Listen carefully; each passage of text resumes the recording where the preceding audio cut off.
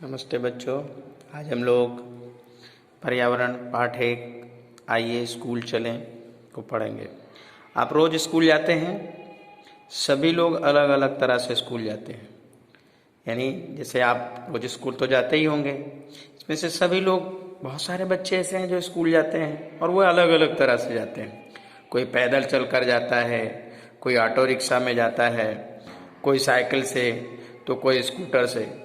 यानी सभी स्कूल तक पहुंचने के लिए अलग अलग तरीकों का उपयोग करते हैं।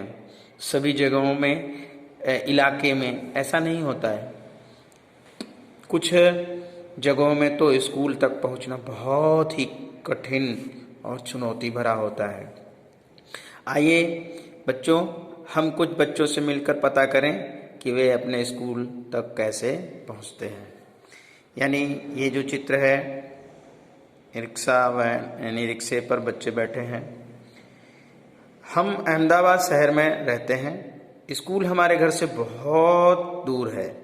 हम आसानी से स्कूल तक नहीं पहुंच पाते। हम स्कूल जाने के लिए ऑटो का उपयोग करते हैं। जैसे ये बच्चे हैं, इनका घर स्कूल से बहुत दूर है, इसलिए ये ऑटो से स्कूल जाते हैं। तो बच्चों, क्या आप स्कूल कैसे जाते हो? वैन से, बस से या पैदल? क्या आपका स्कूल आपके घर से दूर है? तो यहाँ लिखना है। सीमेंट का पुल। हम नदी के उस पार रहते हैं। नदी पर पुल बनाया गया है और हम पुल पर से होकर स्कूल जाते हैं। और ये सीमेंट, ईंट, लोहे के सरिया से बना हुआ है। पुल पर चढ़ने उतरने के लिए सीढ़ियाँ भी होती हैं। मतलब कुछ बच्चे ऐसे हैं जिनके घर नदी के उस पार हैं, तो वो लोग नदी पार करके स्कूल जाते हैं और उस नदी पर पुल बना हुआ है, पुल पर होकर पार करते हैं। क्या बच्चों, आपके इलाके में कोई पुल है? और अगर है तो इस पुल के बारे में आपको लिखना है। जानकारी क्या लिखनी है कि पुल कहाँ स्थित है? नदी पर, सड़क पर, या दो पर्वतों के बीच, या किसी स्थान पर। फिर अगला लिखना है, पुल का उपयोग कौन करता है? लोग करते हैं, जानवर या वाहन? तो हो सकता है भाई कुछ लोग भी करते हो, जानवर भी करते हो, या वाहन भी उससे जाते हो।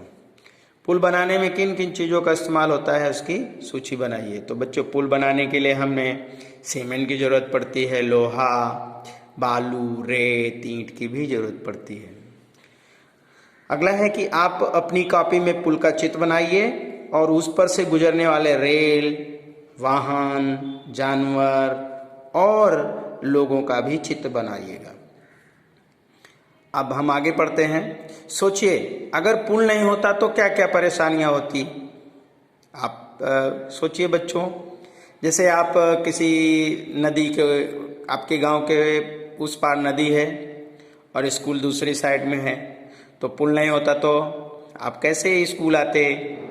या आपको आप जिस जहाँ रहते हैं वो रोड पर रेलवे लाइन है और रेलवे लाइन पर पुल नहीं बना है, और तो मान लो गाड़ी आ गई तो 10-15 मिनट आपको ट्रैफिक में इंतज़ार करना पड़ता।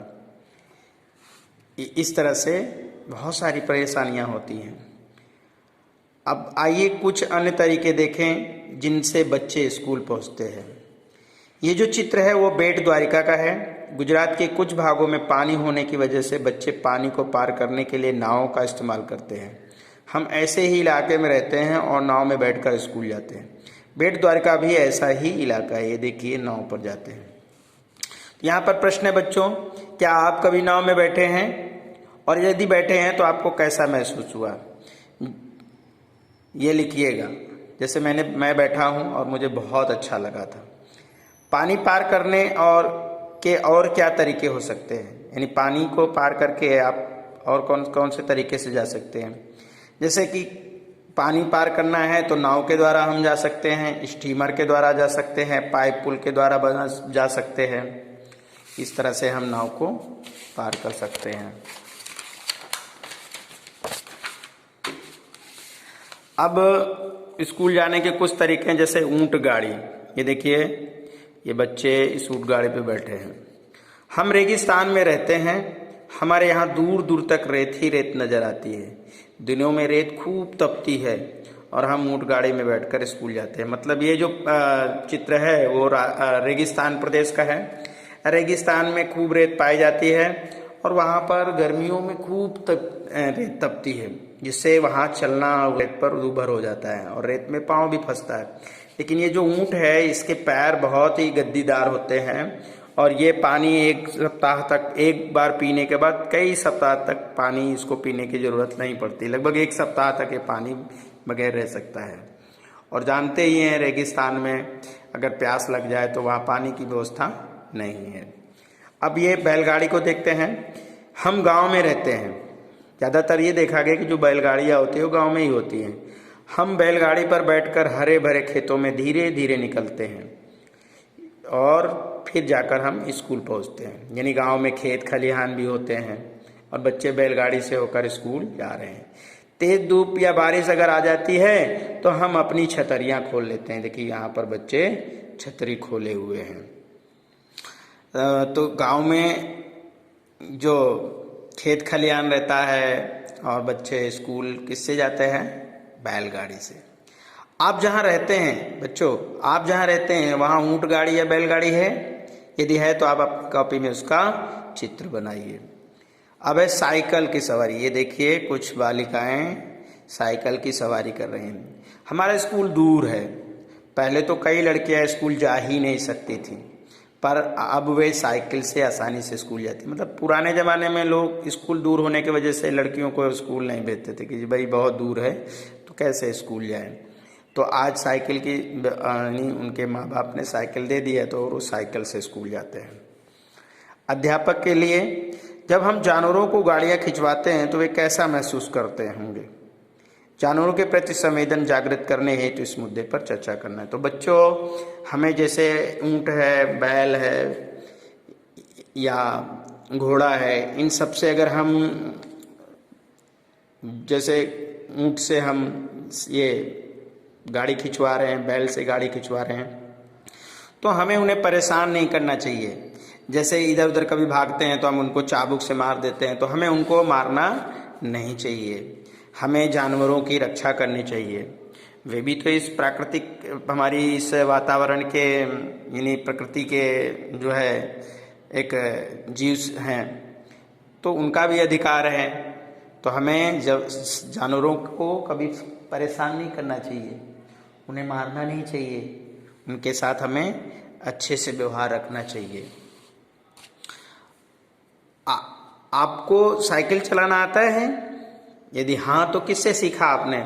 बच्चे, आपको यदि साइकिल चलाना आता हो तो ठीक है, और नहीं आता है तो कोई बात नहीं।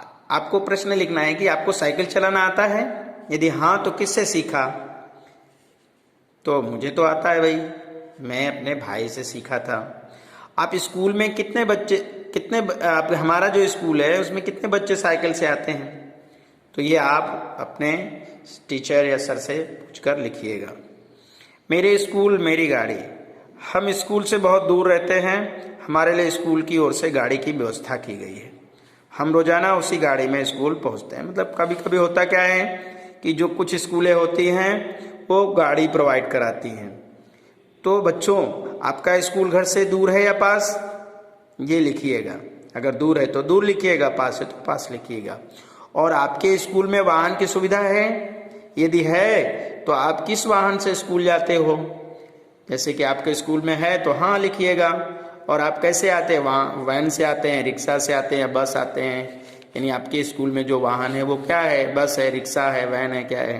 ये लिखिएगा। आइए गीत गाएं। हरी पीली मोटर चलती जाए, चलती जाए, चलती जाए। एक घंटी पर रुककर वो दूसरी पर चलती जाए, चलती जाए, चलती जाए। वह काले काले डामर के रास्तों पर नदियों के ऊपर से वो सरकती जाए, सरकती जाए, सरकती जाए। हरी पीली मोटर चलती जाए, चलती जाए। रास्ते में आया फाटक, रेल चले खटखट, मोटर का भों पों पों पों पों बजता जाए, बजता जाए, बजता जाए। हरी पीली मोटर चलती जाए, चलती जाए।